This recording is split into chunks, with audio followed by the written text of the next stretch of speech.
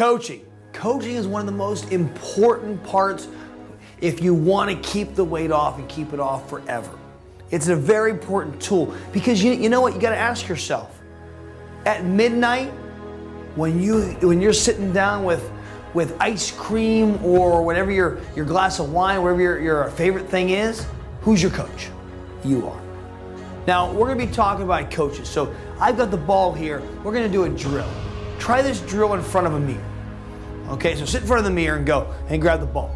Pretend that you are the coach of a football team, you're the coach of a lacrosse team, whatever the coach you want to be, of a gymnastics team at the Olympics, whatever it is that you're the coach of, and let's hear your halftime speech. I'm going to give you mine, okay? So I'm going to give you the scenario. All right, boys, we're down by 14 points, okay?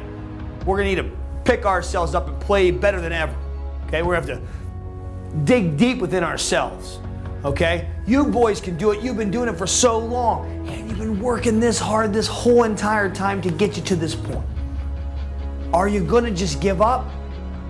Because that's what you seem like you've done out there. You've just given up on yourself. But that's why there's two halves to every game.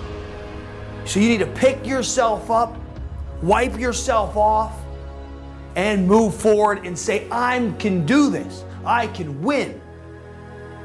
I can achieve this. And if you do that, and if you think about it in your mind and know that you can win, and you put everything out on that field, then you know what?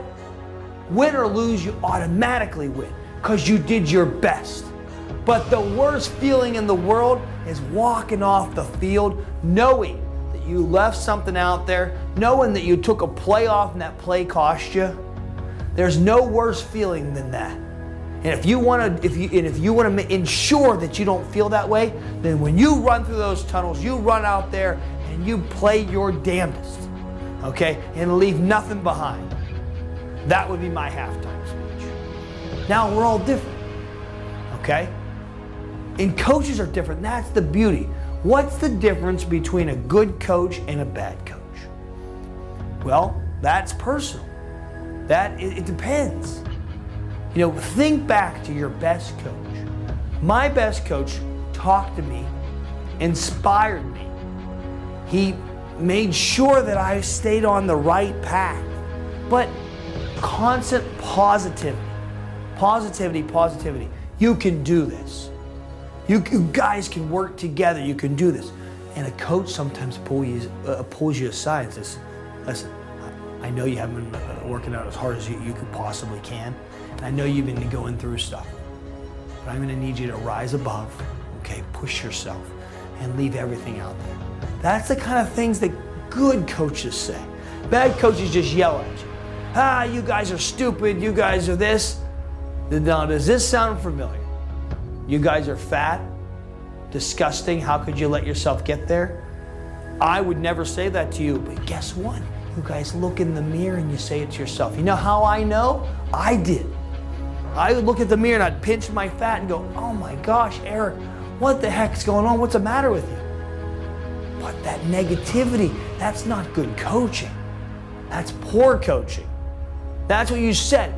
If I were your coach and I were to yell at you and say, let's get your fat ass up this hill, and you would hate me, okay? And you probably had coaches like that who you hated, gym teachers who you hated, teachers who you hated because of those things, or disliked because of those things.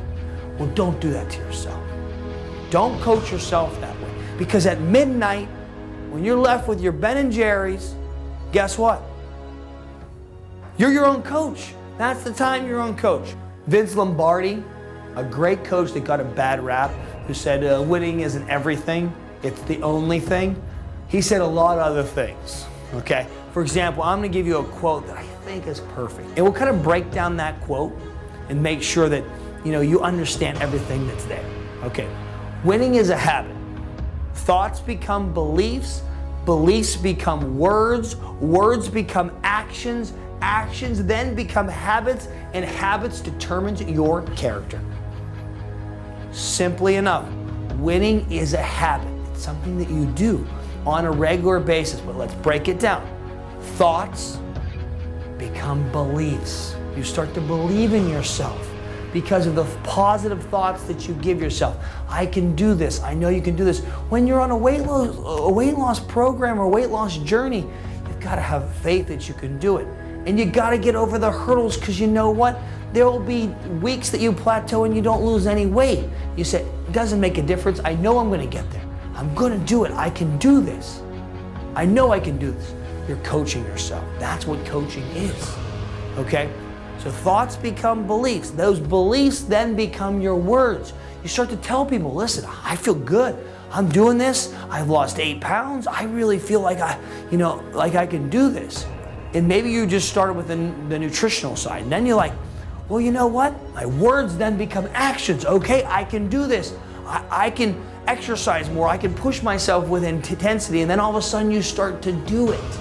You start to do it. And then your actions, if you do something 1,000 times or 10,000 times, guess what? It then becomes back to being a habit. And winning is a habit.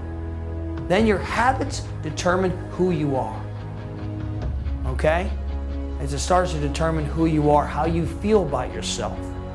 Deep down, how you feel about yourself is the most important thing. Because really, what's the idea of any weight loss journey? You just want to be happy. Okay? Feel sexy, feel good about yourself. And that's the idea. And remember that as you're coaching yourself, that's the idea. Okay, so let's break down what a coach has to do. What does a coach have to do? Coach has to make it a goal. He says, guys, okay, we're going to win the Super Bowl. Okay? Well, what's next? He doesn't just go, oh, we're going to win the Super Bowl. All right, guys, see you at the next game. No. They're going to make a goal. Then they're going to make goals within goals. They're going to go, okay, well, how can I achieve this? Okay? They're going to have a plan. Then they're going to keep themselves accountable to that goal. You know, you got to track your goal. If your goal is to lose 2 pounds a week, you better start tracking yourself, because that's what a coach would do. Coach is going to say your goal, your individual goal, may have been as a player to get faster. Well, if he's a good coach or she's a good coach, they're going to keep running you every single week. Oh, you're getting faster. Oh, you're doing this. Oh, you're doing this. So that's what a good coach does. Keeps you accountable, keeps you on pace, on track. And that's what the important part is. You got to be your own coach. You know, you can have a support system and that's fine. But like I said, you're left to your own devices, and it's a matter of how well you're coached, how well you're coaching yourself, how positive you're being, how much you're relating to yourself. That's the important part. Okay? And never giving up on yourself. Okay? Don't sit in front of that mirror and poke at yourself and prod yourself and beat you up, yourself up, because bad things happen. It did. Okay? And you have to move forward.